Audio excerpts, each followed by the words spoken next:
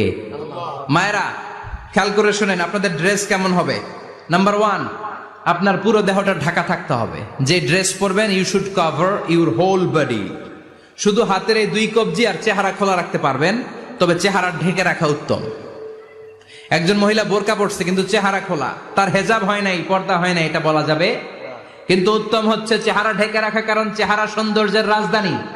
Face is the capital of beauty, ঠিক কিনা? চেহারা দেখলাম তো সব বোঝা গেল, ঠিক কিনা? কেমন মাধুর্যতা আছে, দেখতে কেমন সুন্দরী কিনা সব বোঝা যায়। এজন্য চেহারাটাও ঢেকে রাখবেন, চোখটা খোলা রাখবেন।